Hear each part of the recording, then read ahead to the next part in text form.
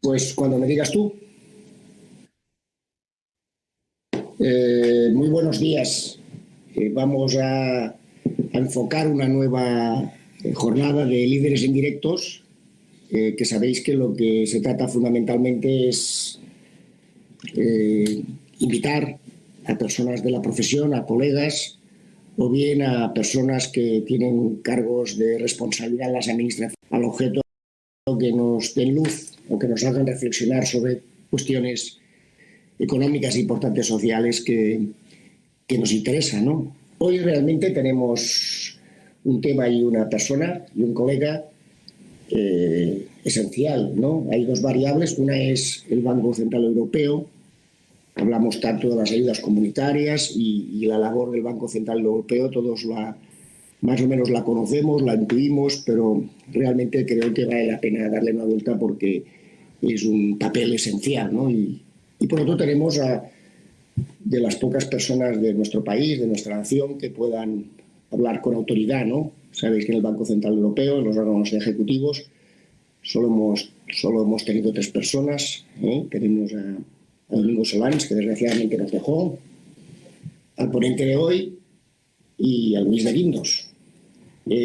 José Manuel González Páramo, no por conocido, pero bueno, a mí me corresponde dar una pequeña pincelada de su trayectoria profesional, ¿no? Doctor en Economía, y ha dicho que ha sido consejero ejecutivo y miembro del Consejo de Gobierno del Banco Central Europeo, ha sido miembro del Consejo de Gobierno y Comisión Ejecutiva del Banco de España, ha sido asesor del Ministerio de Hacienda, de la Fundación FUNCAS, del Banco de España, la Fundación BBVA, del Banco Mundial y de la Comisión Europea y del FMI.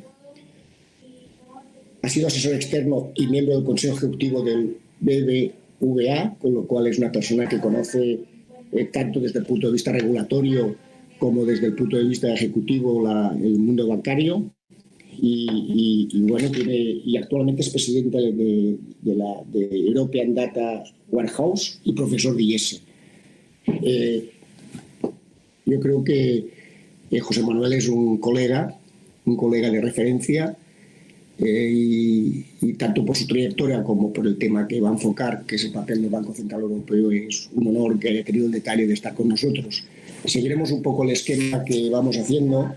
Hoy nos acompaña pues Luis Caramés, asesor regular y constante, siempre ayudando al Consejo General y catedrático. Carmen Sampaio, nuestra decana de Orense. Y tenemos a Juan Carlos de Margarida, que es nuestro secretario general y decano de Valladolid, y haremos el mismo formato, ¿no?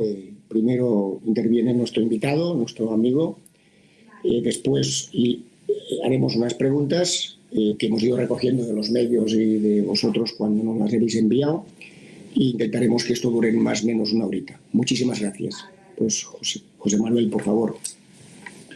Pues muchas gracias, buenos días. Es un placer estar con todos ustedes en esta nueva sesión de programas remotos, digamos, del Consejo General de Colegios de Economistas. El tema que nos ocupa hoy yo creo que es de mucha importancia, porque es mucho lo que España se juega en hacer las cosas bien para salir de esta crisis profundísima, ¿no?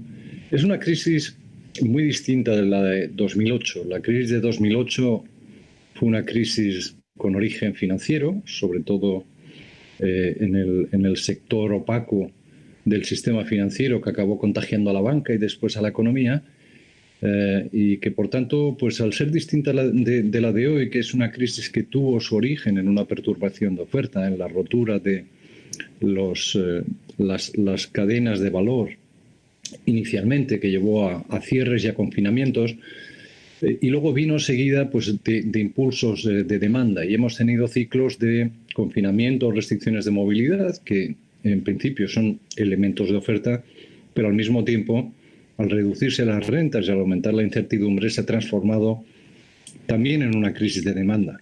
Y esto hace de la situación actual pues, una situación con pocos precedentes y que requería un tratamiento muy distinto. O sea que es crisis de demanda y crisis de oferta también.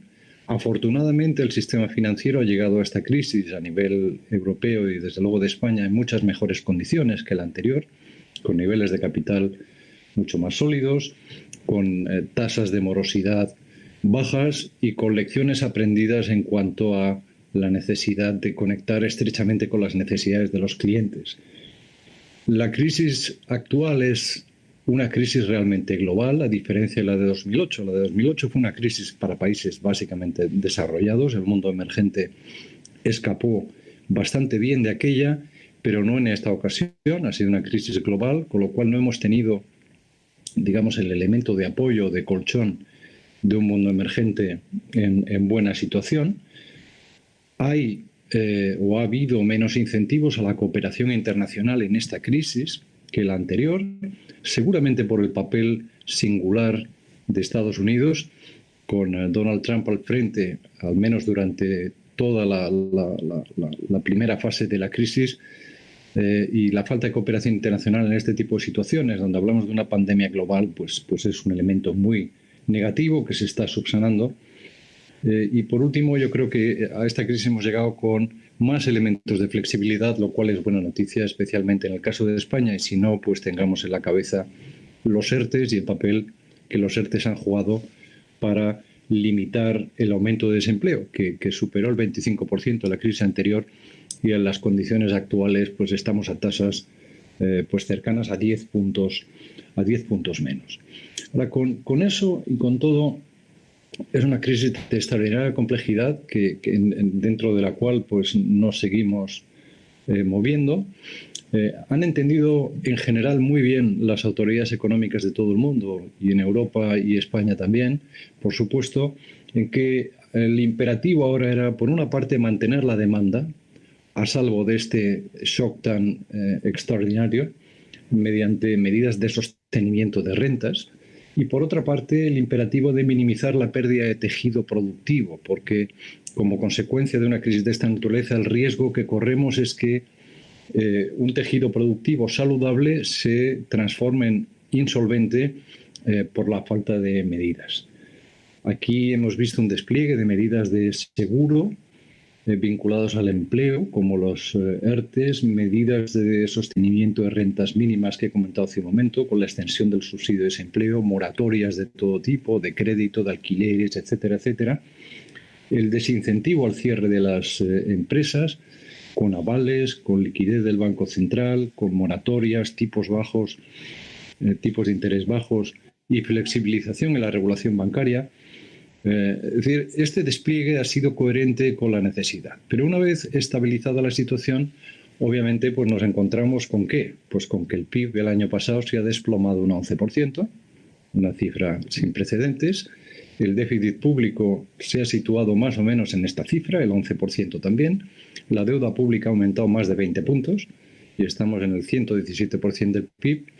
Y las perspectivas para el año próximo pues no son tan halagüeñas como cabía esperar en el tercer trimestre del año pasado. El tercer trimestre fue un trimestre de un gran rebote y de mucha esperanza, pero con las nuevas oleadas de la pandemia y los retrasos en el proceso de vacunación, pues las tasas de crecimiento con las que podemos contar este año son bastante inferiores a las que se esperaban, ¿no? Frente a cifras que en el presupuesto del Estado superan el 7% y llegan a alcanzar casi el 10%, pues las últimas previsiones de consenso, por ejemplo el panel de Funcas, las sitúa en torno al 6%, y la última revisión de la propia Funcas pues ha puesto la tasa por debajo de esta cuantía. La Unión Europea nos da un 5,6%, es decir, una recuperación importante pero modesta en relación a la caída que hemos sufrido. La inflación de momento no es un problema a la vista, pero la deuda estabilizándose en torno a un 120% del PIB a medio y largo plazo puede suponer un problema. ¿Por qué en España han sido las cosas más serias que en otros lugares? ¿Por qué hemos caído tanto? ¿Por qué estamos en el pelotón de cabeza en los descensos del PIB, que es un desgraciado pelotón de cabeza en el que estar? Bueno, pues por razones tanto externas como por factores propios. En cuanto a externas, tenemos una especialización productiva que es la que es.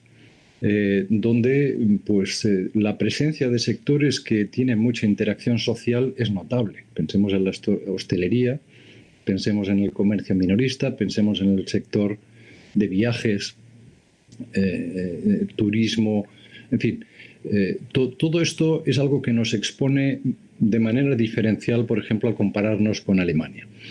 Pero hay factores propios también que tienen que ver con la severidad de los confinamientos, especialmente el primero, con una política fiscal que no tenía márgenes antes de empezar la crisis, a diferencia de Alemania, donde allí había mucha pólvora que quemar, aquí había muy poca. Por otra parte, el peso de la pyme en España es extraordinario, especialmente la micropyme. Y la micropyme es muy vulnerable en cuanto a su capacidad de hacer frente a crisis como esta, porque su acceso al sistema financiero siempre es más limitado y la capacidad de sus redes comerciales de sobrevivir es menor.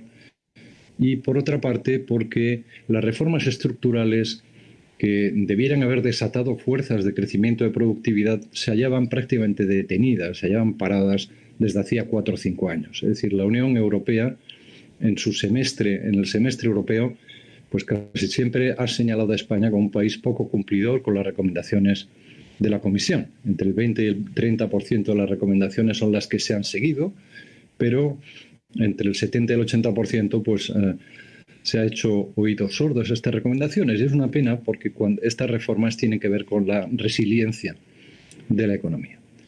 Bueno, el entorno en el que nos vamos a mover es un entorno algo mejor del que era el año pasado, tanto a nivel mundial como a nivel europeo.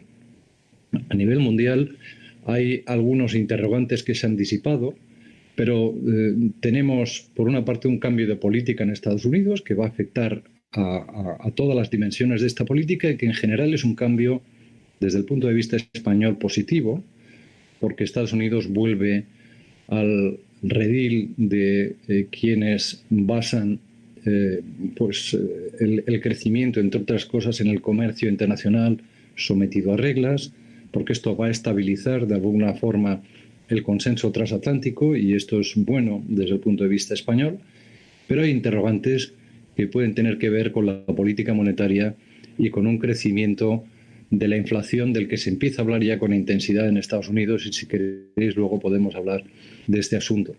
Y en cuanto a Europa, por una parte las noticias son buenas, Europa ha reaccionado como nunca y yo creo que debemos felicitarnos por ello.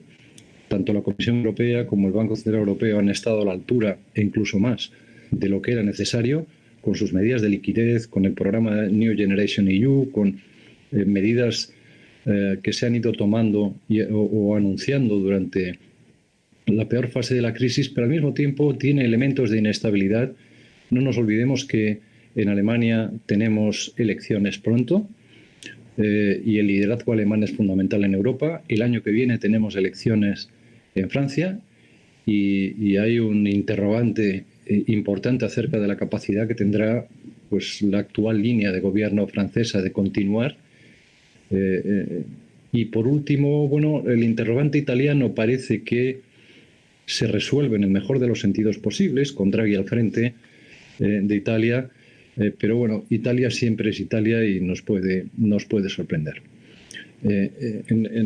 Hay muchos asuntos que pueden condicionar una salida más o menos gradual o más o menos acelerada de la crisis, ¿no? Hay esto que llaman los analistas pues temas de mercado que pueden tener mucha importancia. Ya he mencionado la política monetaria.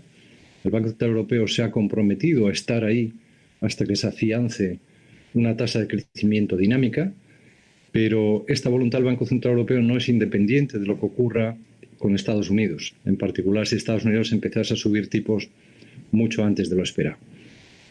Por otra parte, los bajos tipos de interés han llevado en el mundo a adoptar estrategias de riesgo que en algunos casos pues hacen titulares de prensa. Es decir, cuando uno busca rentabilidad y los tipos tienden a ser cero, no olvidemos que ahora mismo el 25% de los bonos internacionales cotizan a tipos negativos y que el 80% de los bonos globales rinden menos del 2%.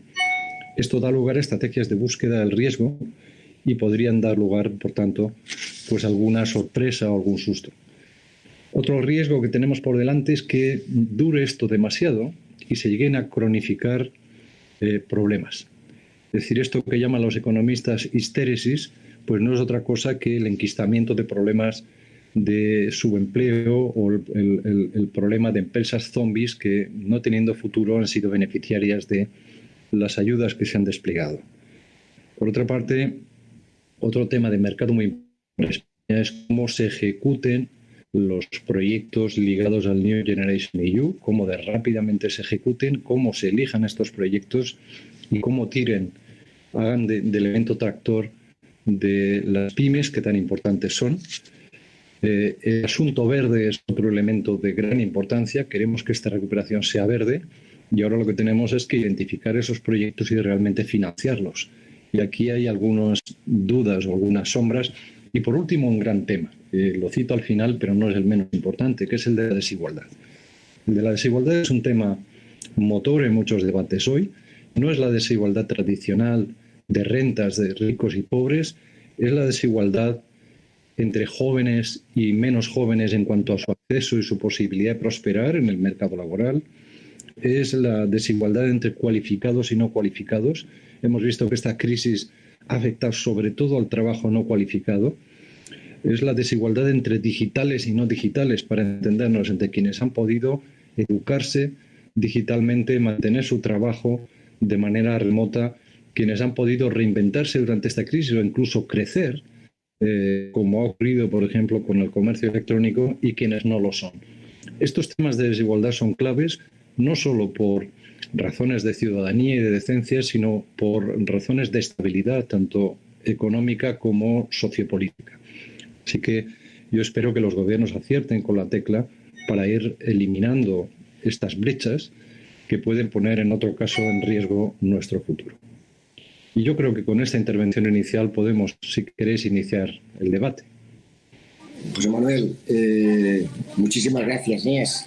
Vamos a ver, yo para dejar que Luis, Carmen y Juan Carlos puedan hacer las preguntas con más tranquilidad, yo agrupo tres preguntas que hemos recibido en una sola, ¿no?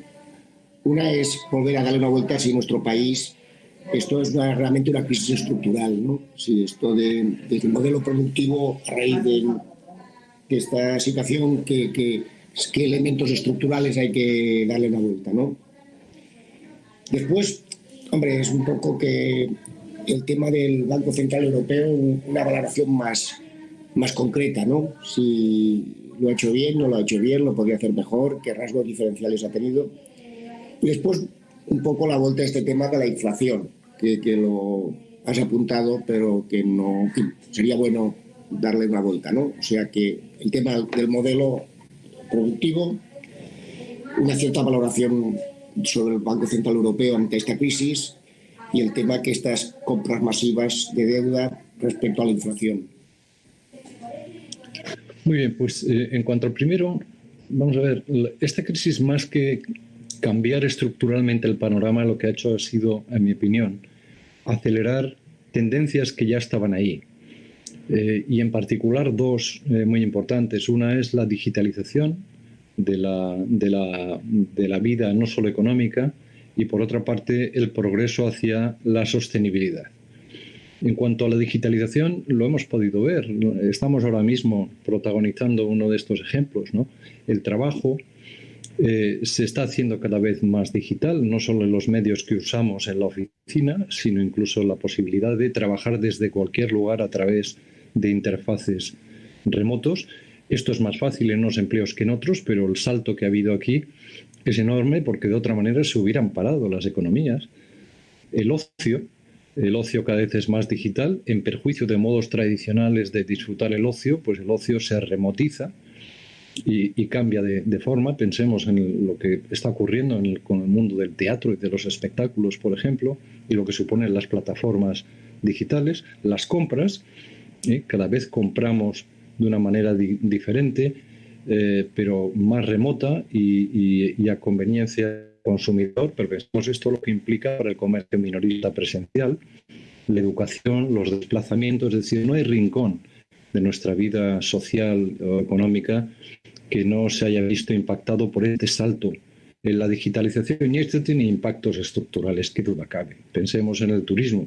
El turismo se puede hacer por vía remota, pero no es lo mismo. Es decir, ir a Punta Cana a través del ordenador o estar allí. Y desde el punto de vista español es muy importante esta reinvención que tiene por delante el turismo, que no cambiará totalmente, pero desde luego en una parte sin duda que sí. Y en cuanto al tema verde de sostenibilidad, es un tema absolutamente serio. Yo creo que vivimos en una emergencia climática absoluta, donde cada año batimos el récord de temperaturas del año anterior, donde podemos esperar que en este siglo el aumento del nivel de las aguas pues multiplique por el que vivimos en el siglo XX. Y si queremos detener esta colisión entre la humanidad y la naturaleza, no tenemos más remedio que tomarnos en serio esto de ser neutrales respecto de la emisión de gases de efecto invernadero de aquí a unos pocos años. Y Europa está liderando este proceso, pero las implicaciones que tiene cuando esto lo aterrizamos son enormes en cuanto a cambios de procesos productivos. Porque hay tecnologías que todavía existen, porque hay sectores que van a tener una dificultad mayor para eliminar sus emisiones. Pensemos, por ejemplo, en la aviación. Se está progresando mucho en hidrógeno verde, pero todavía no está la tecnología ahí. Y esto va a requerir unas inversiones extraordinarias y va a requerir repensar en cadenas de aprovisionamiento y muchas otras cosas, ¿no? Entonces, estos dos ejes se están acelerando y afortunadamente en el caso de la sostenibilidad, porque la pandemia ha impulsado enormemente este proceso, no solo porque hay que salir del agujero con grandes inversiones, sino porque nos ha mostrado la fragilidad de la naturaleza humana. Es decir, una pandemia ha dejado fuera de juego al mundo y el cambio climático, si no le hacemos frente, corre el riesgo de provocar el mismo resultado. Así que veremos grandes cambios estructurales como consecuencia de una aceleración de tendencias en turismo, en hostelería, en comercio, ocio, espectáculos, en el sector inmobiliario. ¿Qué vamos a hacer con el parque de oficinas que ahora están vacantes cuando se está imponiendo la tendencia de el modelo mixto de trabajo presencial pero también remoto? Antes se consideraba lo remoto como algo de continuidad de negocio, por si acaso se quema el edificio. Ahora se va a convertir en una parte habitual y normal de trabajar. En el sector financiero, pues qué decir, ¿no? Luego, si queréis, hablamos de cómo afecta esto al sector financiero.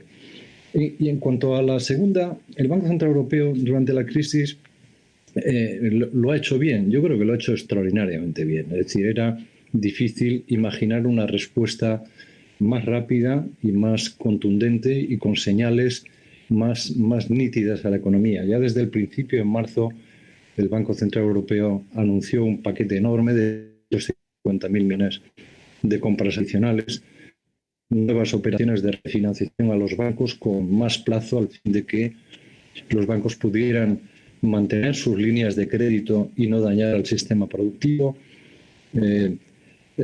Ha anunciado que no dejará de instrumentar estas medidas hasta que se afiance la tasa de crecimiento. Al mismo tiempo ha relajado sus restricciones de colateral y ha introducido todas aquellas medidas que podían facilitar la continuidad de los flujos financieros a la economía.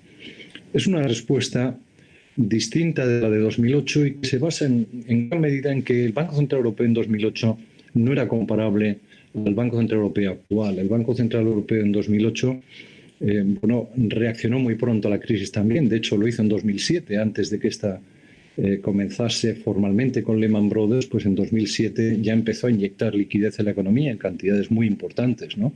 Del orden de 100.000 millones de euros diarios a principios de agosto de 2007.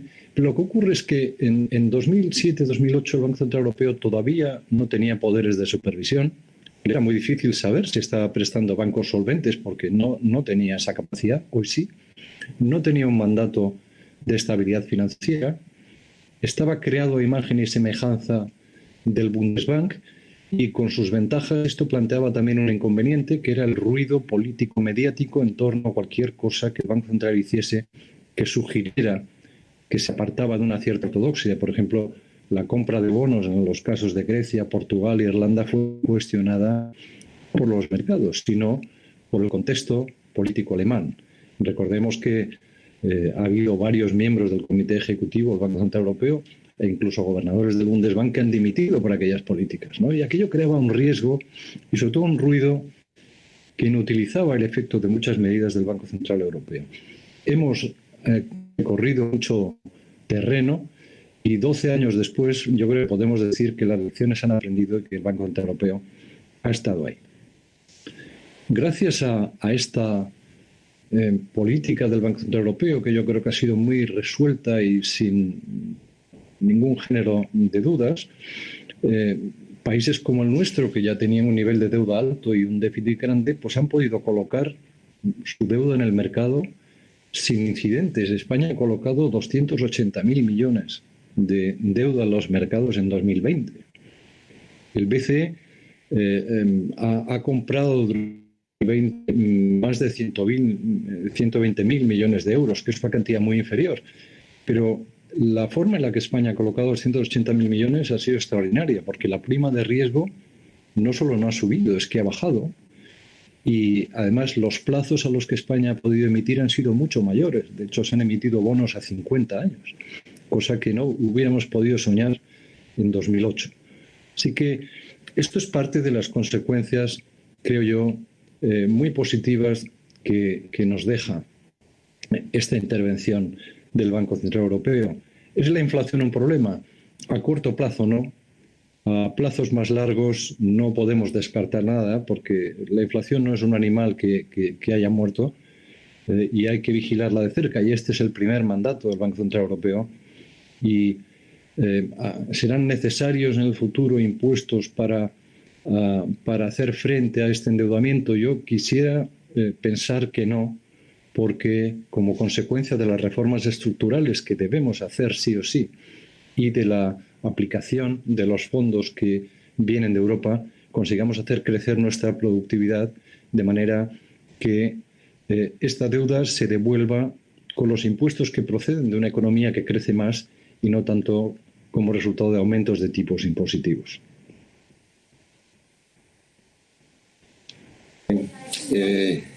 Luis. Bien. Bueno, José Manuel, como siempre, has hecho una síntesis clarísima, que es de agradecer, sintetizando lo relevante y, por lo tanto, pues nos ha quedado muy claro el panorama, ¿no?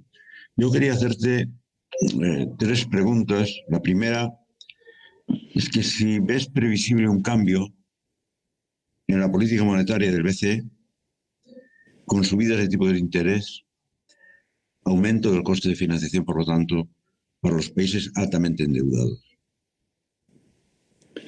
Bueno, yo creo que es una pregunta muy relevante hoy porque, digamos, la impresión que flota en el ambiente y la que tienen los mercados es que el BCE está absolutamente volcado en estimular la economía y, por tanto, no está ahora mismo en el radar aumentar tipos de interés o eliminar ninguna de las medidas que han facilitado la continuidad de los flujos financieros.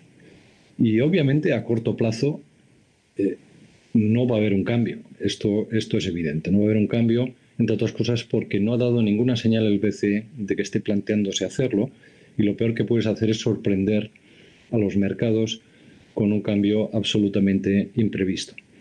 Ahora bien, hay que recordar que un Banco Central existe hoy por el mandato principal y fundamental que tiene, que es asegurar la estabilidad de precios. Con inflaciones por debajo del 1%, esto no es un problema.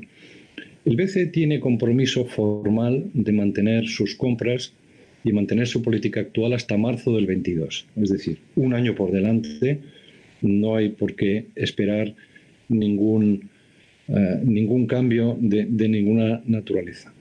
Ahora bien, ¿qué es lo que ocurriría, por ejemplo, si se acelera el ritmo de vacunaciones y toda esta demanda que está embalsada empieza a plasmarse en mayores compras? ¿Qué es lo que ocurre si empieza a caer la tasa de ahorro de manera acelerada y se declara el fin de la pandemia? Bueno, podemos esperar una presión de demanda sobre una oferta que todavía está renqueante, que si los manuales no hay que tirarlos por la ventana, significa que va a haber algo más de inflación. ¿De qué plazos hablamos? No hablamos del año que viene, pero podemos hablar del siguiente y de los otros, ¿no? En Estados Unidos, desde hace 6 meses, desde después del verano, estamos viendo cómo los tipos a largo plazo están empezando a repuntar de una manera significativa.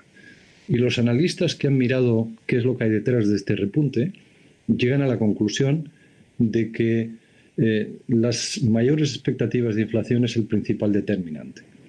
Si esto es así, podríamos ver que la Reserva Federal empieza a subir tipos el año que viene.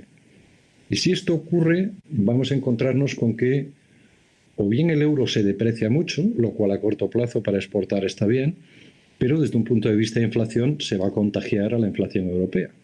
Con lo cual el BCE podría, digamos, en un par de años, enfrentarse a la cuestión de cómo empezar a normalizar su política monetaria. Insisto que esto no va a ocurrir a corto plazo, probablemente no el año que viene, en función sobre todo de cómo discurra la recuperación tanto aquí como en Estados Unidos.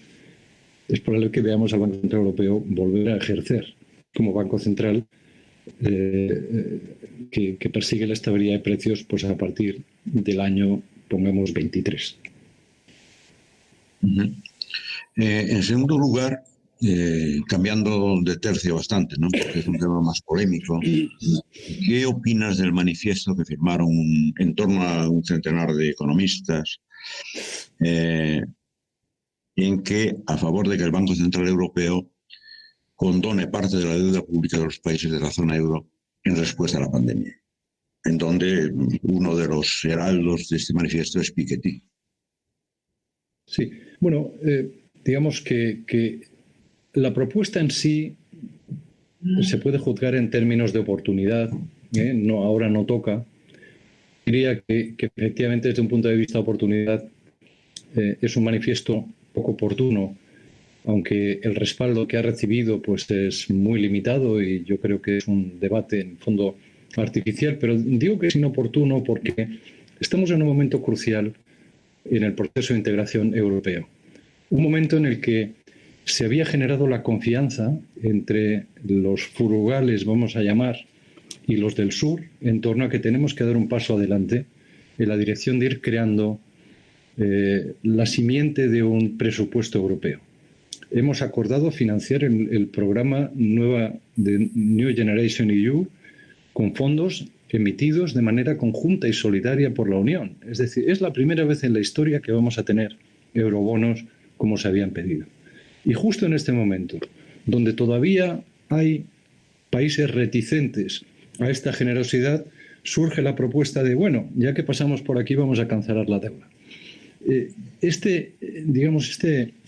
Esta llamada a incumplir obligaciones adquiridas no es bueno y puede suponer un paso atrás en esta confianza.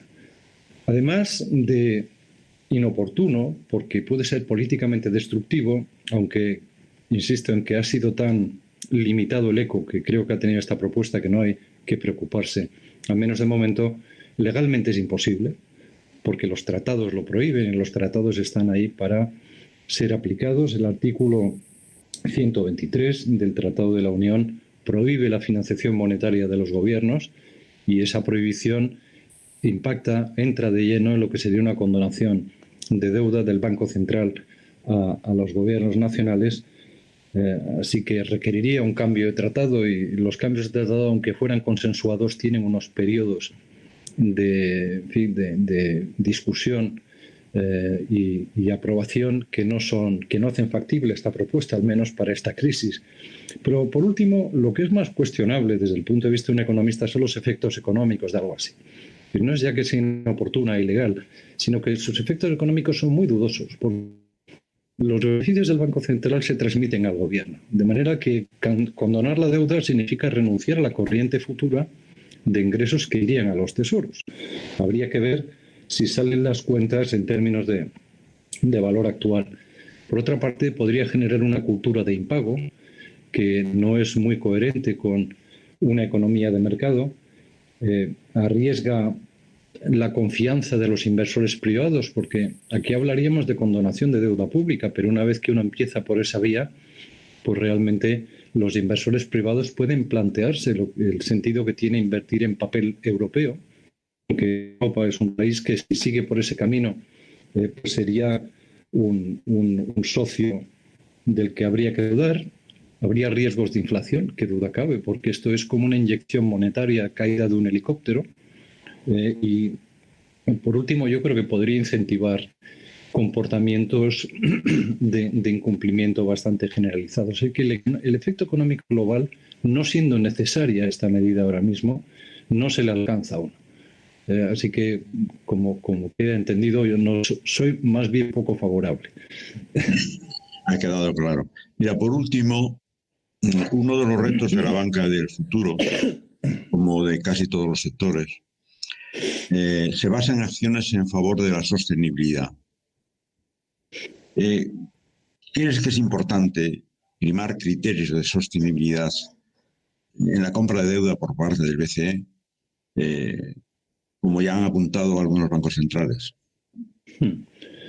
Bueno, decía en la introducción que es un tema muy serio el de la emergencia climática y, por lo tanto, el de las finanzas sostenibles. Hoy día parece que ya la mayoría del sector financiero está convencido y embarcado en la sostenibilidad y lo proclaman en las emisiones que hacen, etc. En mi opinión, se está yendo demasiado despacio por motivos muy variados. Los mercados de productos verdes no se acaban de desarrollar. Hay bonos verdes que pagan una prima respecto de bonos que no son verdes, cuando debería ocurrir lo contrario, porque se están corrigiendo externalidades. Por otra parte, los fondos que hay que gastar de aquí a 2050 son enormes si vamos a tener alguna esperanza de conseguir emisiones netas cero. Es decir, hay cálculos que ponen la inversión anual necesaria, tanto inversión nueva como inversión redirigida, en torno a los 800.000 millones anuales en Europa. 800.000 millones anuales es una cifra de en torno al 8% del PIB, o el 7%, es decir, una cifra muy respetable. Y entonces cualquier esfuerzo que se haga en promover esto con normas claras, con una supervisión intrusiva, con la presión que se está sintiendo desde la sociedad, porque la sociedad es quien tira del sistema financiero para que se reverdezca, pues cualquier medida de este tipo es bienvenida. Y aquí los bancos centrales, un poco yendo a la pregunta concreta de Luis, no han sido especialmente ejemplares. ¿En qué sentido? En el sentido de que han llegado un poco tarde a esto. Es decir, Mark Carney hizo su discurso famoso de Londres en 2015, cuando buena parte del sistema bancario internacional había firmado el Global Compact en el año 2000, es decir, 15 años antes. Y han llegado tarde seguramente por buenos motivos, porque el protagonista de la lucha contra el cambio climático deben ser los gobiernos, porque esto es una externalidad global. Hay muchas razones para justificar esta posición. Pero yo lo que concluiría es que cuando uno llega tarde tiene que ir más deprisa y, por lo tanto, la diligencia en los bancos centrales es de esperar. Christine Lagarde ya ha anunciado que la cartera de fondos propios del Banco Central Europeo va a empezarse a gestionar ya desde enero.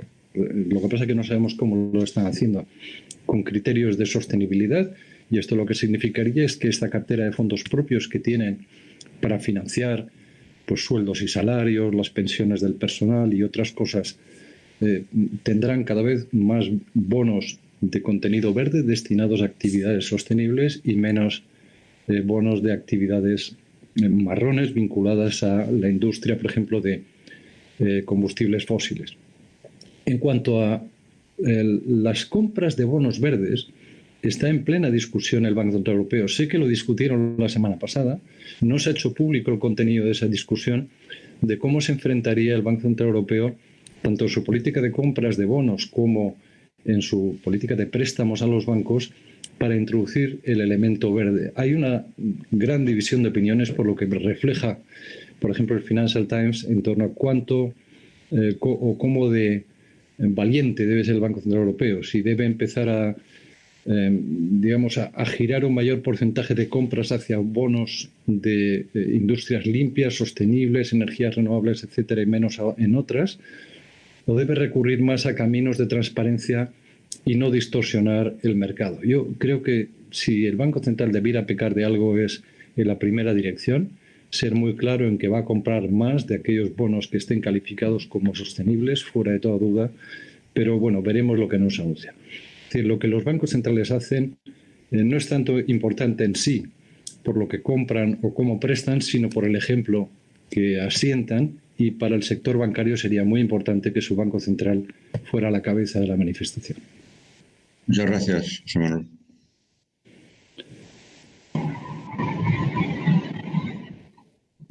Carmen. Sí, buenos días, José Manuel. Muchas gracias por la intervención clara, directa y didáctica. A lo largo de la intervención salió varias veces el término de la digitalización. Sí. Yo tengo dos preguntas que nos ha trasladado sobre este tema, ¿no? El primero es ¿cómo ve el papel de la digitalización en la transformación de las organizaciones bancarias en España? Me gustaría saber cuál es su opinión. Sí, bueno, pues yo creo que aquí podemos estar orgullosos de que el sector financiero, el bancario en particular en España, es de los más avanzados del mundo. Seguramente no el más avanzado, pero de los más avanzados. Y ha dado un salto enorme durante la pandemia y después. De manera que hay un antes y un después en la digitalización, pero ya está muy bien. Si uno mira el barómetro del Observatorio de Digitalización Financiera de Funcas, Funcas lo publica con cierta regularidad, uno se encuentra con que la clientela está muy satisfecha con sus bancos. Dice el 96% de los encuestados de este observatorio que encuentra en su banco los productos digitales que necesita. Es un porcentaje realmente enorme. El 96% está contento con la alternativa digital que el banco le ofrece.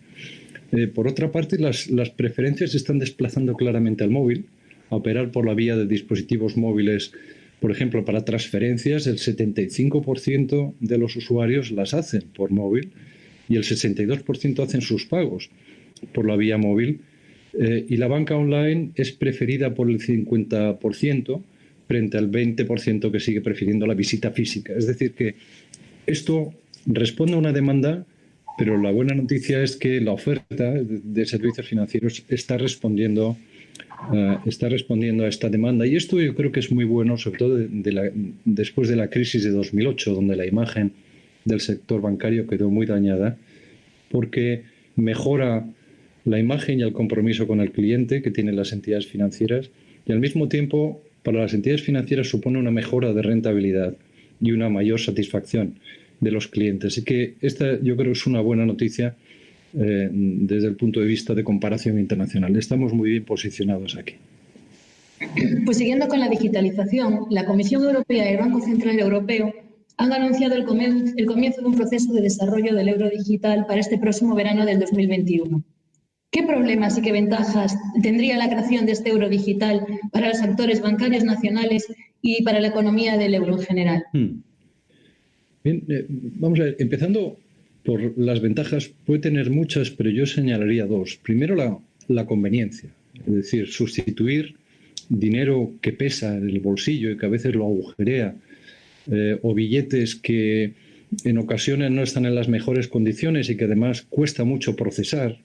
Quien conozca un poco la industria financiera pues sabe que esto de poner en circulación los billetes, controlar que no hay fraude en billetes, luego retirar los que están en mala situación, destruirlos, etcétera, es algo muy costoso desde un punto de vista económico y logístico. Entonces la conveniencia es el primer factor, los costes del efectivo son muy altos y da una facilidad de pago que aquí, bueno, es comparable a la facilidad de pago que nos ofrecen las tarjetas de crédito que tienen un soporte digital, ¿no? Como pagamos, por ejemplo, en el supermercado con el móvil, pues con esto haríamos lo mismo, porque el dinero o la emisión de, llamémosle billetes y monedas digitales, que esto es lo que sería un euro digital, es como un monedero electrónico. Digamos, la mejor comparación es un monedero electrónico donde en lugar de abonársenos en un depósito en el banco una cantidad, se nos va a abonar en un monedero de manera limitada. Así que la conveniencia. Y luego la segunda ventaja que yo le veo, y quizás no sea esto tanto en España como en países menos avanzados, es la inclusión. Porque cuando se emite el euro digital es muy fácil ponerlo en circulación y permitir la prestación de servicios financieros a personas que no están incluidas actualmente en el sistema financiero. Es decir, permitir los pagos electrónicos, las transferencias electrónicas. Pensemos en las remesas. Son mucho más fáciles con este tipo de dinero que de otra manera. Así que conveniencia e inclusión es las mayores ventajas que le veo. Ahora, hay riesgos, sin duda, porque si se diseñase de manera que sea 100% anónimo, el dinero electrónico podría dar lugar a fraude, a evasión. Es decir, los malos pagarían con más facilidad, ya no tienen ni que llevar maletines, porque el dinero electrónico no ocupa lugar físico. Y esta es la razón por la cual, por ejemplo, el Banco Central Europeo está pensando en un euro electrónico, pero limitado en volumen a una cuantía menor. No sé si está hablando de 2.000 o de 3.000 euros por ciudadano. Así que el elemento del anonimato es clave. Una de las ventajas del billete es el anonimato y digo ventajas desde el punto de vista del control de privacidad. Es decir, a nadie le gusta que otra persona sepa en qué se gasta el dinero, en qué he usado yo el dinero, en pagar una comida, en comprar un libro o en qué otra cosa. Pero esa ventaja que es privacidad la utilizan generalmente los delincuentes para otras cosas. Así que el fraude es un primer riesgo. Y un segundo, que este es muy importante, yo estoy convencido que el Banco Central Europeo está pensando en él, es el riesgo de desintermediación. Y no tanto porque haya que proteger a los bancos, como que si se concede crédito, esto es porque los bancos reciben depósitos. Desde el momento en que una parte de los fondos se desvíen fuera del circuito de los depósitos, habrá menos capacidad para conceder crédito. De forma que crear un euro digital que compita directamente con los depósitos o es muy limitado en alcance, con volúmenes limitados, o pondría en riesgo el modelo crediticio tal y como lo conocemos. Y yo no quiero pensar en que el nuevo suministrador de crédito directo a las pymes, por ejemplo, vaya a ser un banco central que admite depósitos de la clientela. Porque esto se carga un modelo de relación directa con el cliente que ha funcionado bien y que tiene todas las trazas de seguir funcionando bien en el futuro. Así que el riesgo de desintermediación es un riesgo que hay que vigilar. Pues muchas gracias. La última pregunta ya, y cambiando de tema, es que está previsto para este mes de abril que la Comisión Europea evalúe el programa de recuperación español para acceder a los fondos europeos. ¿Qué ajustes necesita nuestra economía para obtener una buena calificación en este sentido y qué sectores podrían verse más afectados? Y asimismo, ¿cuál cree que sería la manera más eficiente en el proceso de asignación de estos para rentabilizar a nivel país una inyección de dinero de esta envergadura? Gracias.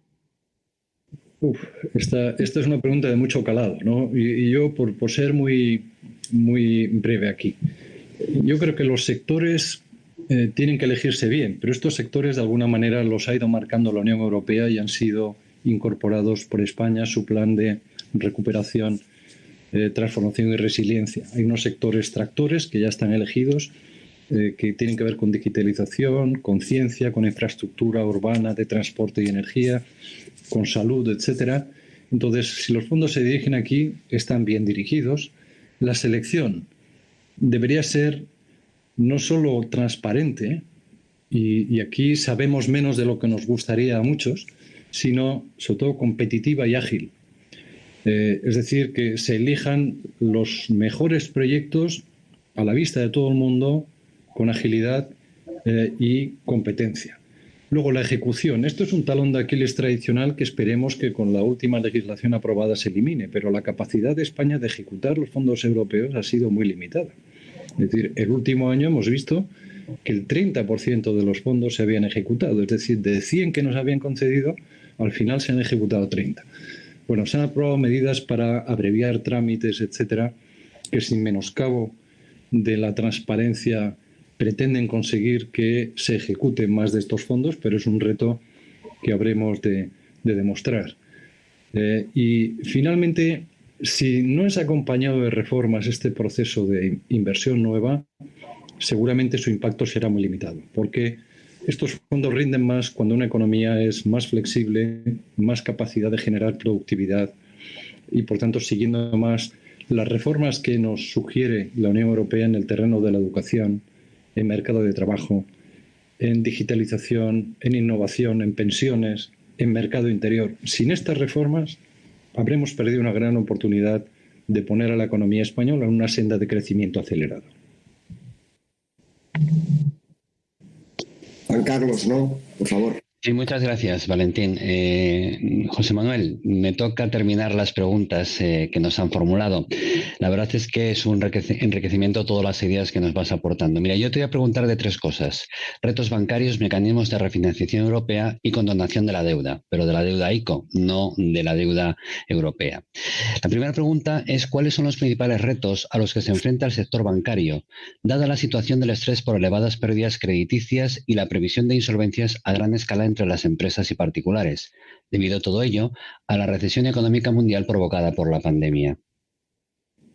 Bueno, quisiera empezar con la parte positiva, digamos. Son retos que se afrontan desde una posición de partida, como dije antes, sólida en cuanto a niveles de capital, con un proceso de consolidación de instituciones bancarias que ha avanzado mucho, eliminando exceso de capacidad que existía hace unos años, con una baja tasa de mora. Hemos entrado con una morosidad muy reducida, con lo cual hay un margen aquí. Y además hemos arrancado, y esto es tradicional de la banca española, con un buen conocimiento del cliente. Es de las bancas relacionales mejores que hay en Europa. Esta es la parte positiva con la que se afrontan estos retos de pérdidas crediticias. La parte negativa, obviamente, es la incertidumbre sobre los créditos dudosos, pero que al tenor de los analistas expertos no van a ser pequeños. Es decir, es posible que en 2 años el volumen de dudosos se duplique respecto al que tenemos hoy. Esto es lo que ayer, por ejemplo, publicaban analistas financieros internacionales. Un crecimiento de la morosidad hasta algo más de 100.000 millones de euros a finales del año 23.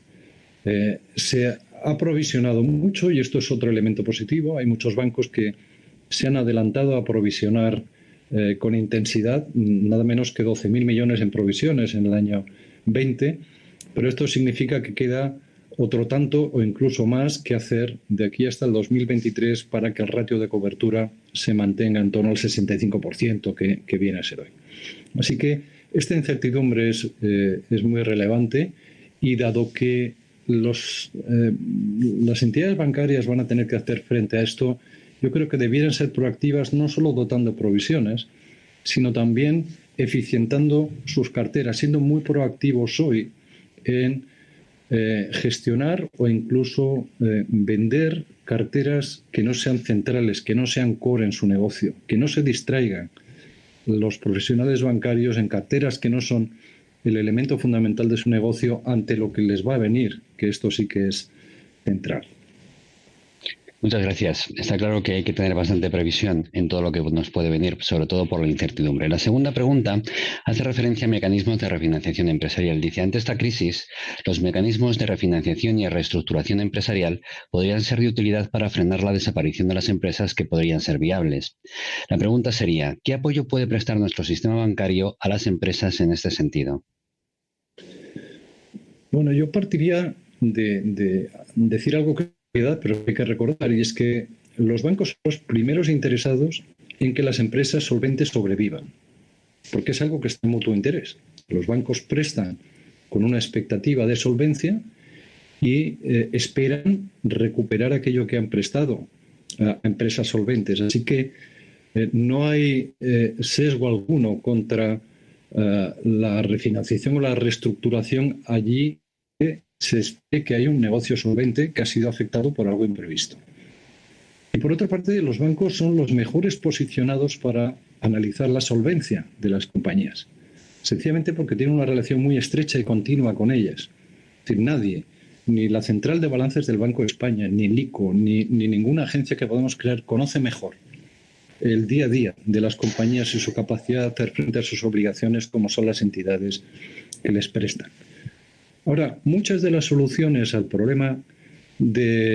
problemas de las compañías no pasan por los bancos en el sentido de que, por ejemplo, las ayudas directas si es que hay algo en estos 11.000 millones que se anunciaron ayer en el Congreso de ayudas directas. Las ayudas directas proceden de los presupuestos, o cuando hablamos de conversión de deuda en capital, estamos hablando de lo mismo, porque los bancos no son tenedores de capital en compañías. Estos son las corporaciones, o son los fondos que se creen, o son los prestamistas no bancarios. Otras, en cambio, otras soluciones sí, como puedan ser las refinanciaciones o las reestructuraciones, y yo creo que esto es parte del negocio habitual de las entidades. Pero insisto, nadie más interesado en que una empresa solvente y viable continúe recibiendo fondos que las entidades bancarias. Muchas gracias. Última pregunta de condonación de la deuda. ¿Qué piensas de la posibilidad que parece que está barajando el Ministerio de Economía de condonar un porcentaje de la deuda de las empresas que han accedido a los créditos ICO? ¿Y qué parte de esa quita la suma la banca? ¿Qué piensas de ello? Bueno, yo en relación con esta propuesta que sale en la prensa, realmente no sé muy bien el origen y la intención. Yo creo que una quita solo puede tener algún sentido como última ratio una vez que han fracasado todas las demás soluciones, y solo en el caso de compañías solventes. Es decir, si una compañía es solvente y no ha podido ser refinanciada o no ha podido reestructurar su deuda o no ha podido transformar o conseguir créditos participativos o inyecciones de capital, solo en ese caso tendría sentido plantearse, insisto, en situación de solvencia, una quita. Pero dicho esto, que solo como última ratio, yo diría que no tiene la quita ventaja alguna y en cambio muchas contraindicaciones. Por ejemplo, discrimina contra aquellas compañías que no pidieron avales en el caso de los préstamos del ICO. Es decir, hubo compañías que han aguantado a pulmón y cuando realmente tienen una dificultad se encuentran con que al no haber pedido ICO son doblemente penalizadas. Primero, porque no consiguieron el aval, y segundo, porque no pueden beneficiarse de quita. Y estamos hablando del 75% de las pymes, es la inmensa mayoría, y de prácticamente la mitad de los autónomos, que no disfrutarían de esta quita. Luego genera un efecto llamada, es decir, la cultura del impago. Yo creo que si podemos funcionar en economía es porque cuando uno se compromete a pagar, hará lo que sea para hacerlo. Cuando te ofrecen quitas, y no hablemos ya, si volvemos a discutir el tema de la condonación de deuda del BCE, parece que vivimos en economías donde se piden préstamos, se obtienen y luego no se pagan. Y al final esto no puede continuar, ¿no? Encarecería el crédito, por otra parte, una quita de esta naturaleza, porque qué duda cabe. Esto afecta a los balances bancarios, a las expectativas que se tienen de recobro de cara al futuro, de manera que los avales, las prendas y las condiciones en las cuales se concedería el crédito serían muchísimo más duras en el futuro. Y por otra parte es que no es urgente esta discusión, porque recordemos que los plazos de devolución se han prolongado de 5 a 8 años. No estamos hablando de un problema de mañana, ni del 22, ni del 23, ni del 24. Y por otra parte los periodos de carencia se han extendido de 1 año a 2 años. Es decir, que no es la discusión que toca hoy. Hoy toca la discusión de cómo mantener a flote las compañías solventes. Y esto se puede hacer de muchas maneras, no solo financieras, pero en lo que toca a las finanzas tenemos la refinanciación, tenemos la reestructuración, tenemos la posibilidad de créditos participativos, de inyecciones de capital, que son aquellas que habría que empezar a explorar con urgencia, porque hay situaciones que no pueden esperar. Y la discusión de la quita, si tiene algún sentido, debería tenerlo dentro de unos años, cuando se acerque el momento en el que se terminan los plazos de carencia o los plazos de devolución. Muchas gracias. Bueno, José Manuel, yo no sé si te ha halagado los oídos, pero aquí han calificado tu intervención de enriquecedora, clara, directa, sintética.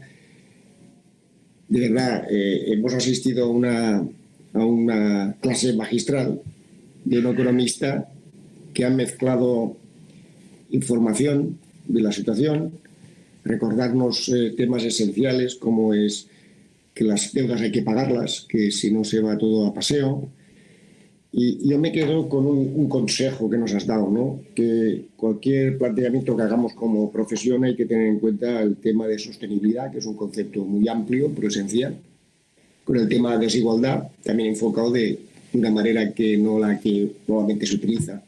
De verdad ha sido un honor, un placer, de verdad que ha sido una gran sesión que nos ha ayudado un poco a ordenar las ideas. Y nada más, yo quisiera pues agradecer una vez más en nombre del Consejo General y de Luis, de Carmen y de Juan Carlos, el detalle que tenéis una vez más, colegas, amigos, conocidos que seguís estas sesiones, y muchísimas gracias. ¿De acuerdo? Hasta otra si os quiere. Un placer, muchas gracias a todos. Chao. Hasta pronto. Gracias.